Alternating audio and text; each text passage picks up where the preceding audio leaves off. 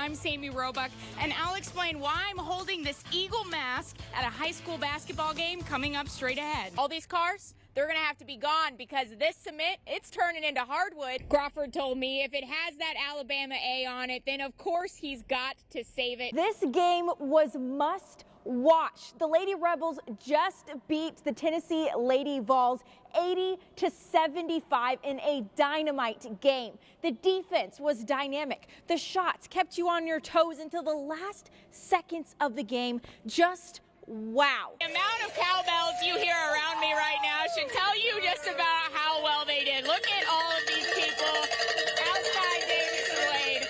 Let's count the banners, shall we? We've got 1 for 2021, 2 for 2022, but it seems like they're missing one because they just won their 3rd state championship title to give them the three-peat. Amy, how are the Bulldogs looking on offense?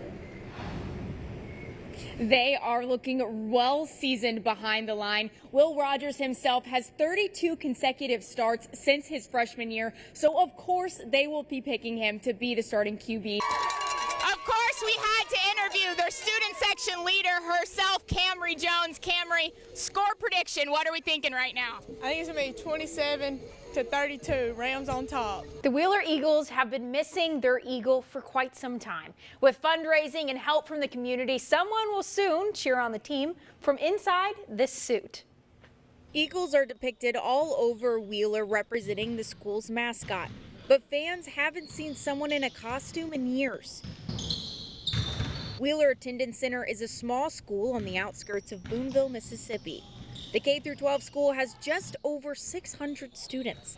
There's no football team, so basketball is, the sport we love, and I love it too. Allie Sanders is a junior at Wheeler and started doing research about the mascot. She found out his name is Pete. Pete? I was like, what kind of name is that? And I was like, for an eagle? Then Sanders heard Pete Woodruff's legacy, the man who the mascot is named after.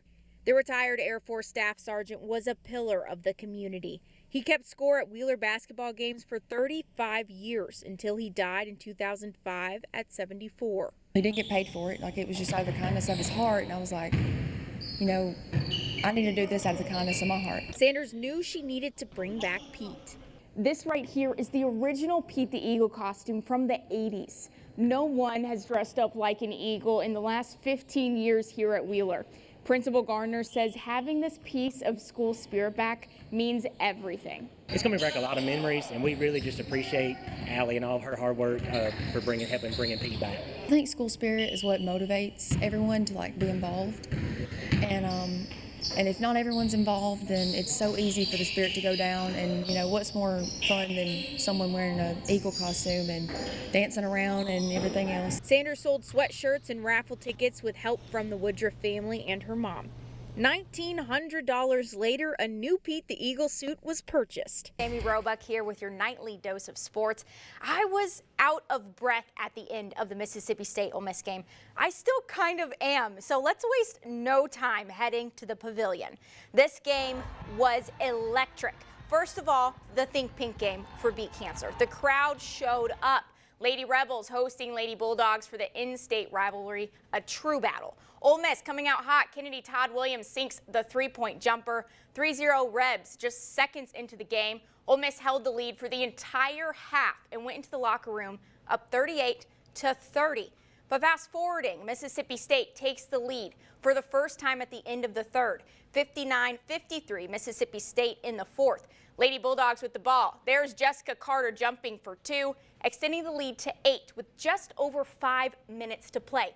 16 seconds on the clock now. Ole Miss down by 2. Marquisha Davis gets the defensive rebound. She launches it to Scott, who sinks 2. Overtime, tied 63. I felt just the way Madison Scott did. I'm not a fan, but this game was absolutely crazy. That girl's heart rate, that's what mine looks like. Taya Singleton, she is looking for, right here, the 2 to take the lead in overtime. She gets the and 1 and sinks that free throw. It goes down to the final seconds. But Ole Miss held out 75-71. Coach Yo says she's proud of her team for not taking the opportunities to quit today. But let's transfer back to men's basketball. You've probably seen mic'd up players, but have you seen a mic'd up mama? This is an incredible story of a mother who never stopped showing up for her boy. Check it out.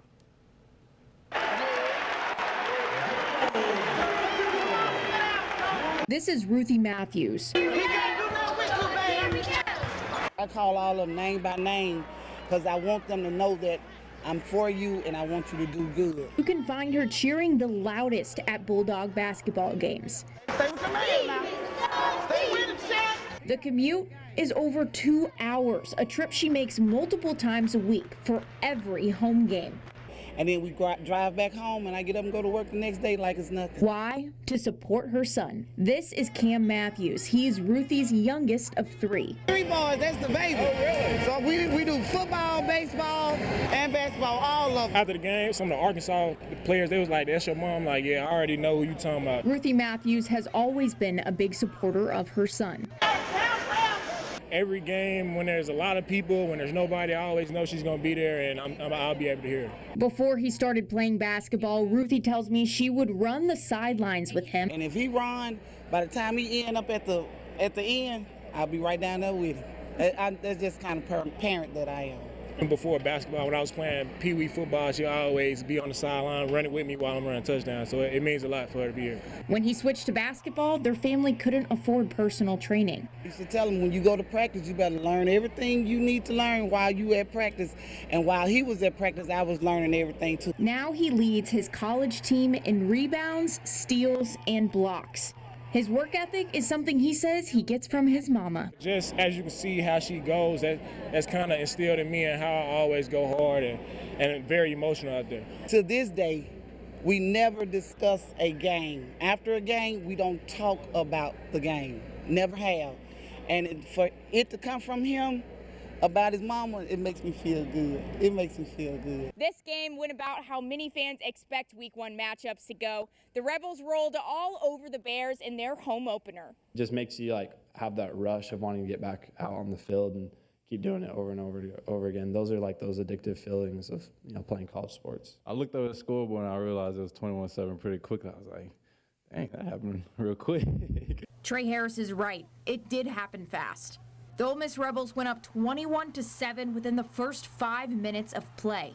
Harris himself broke the school record for receiving touchdowns with the 4 from his Ole Miss debut. That's exactly what Coach Nick said. He said, you hot out there. You hot out there. And, just being able to be out there, and once you catch the ball out there, it feels like the game starts to slow down a little bit, and everything starts to get a little bit more comfortable. And that's really the great thing about football for me. Head coach Kiffin is impressed by Harris on and off the field. He prepared really well.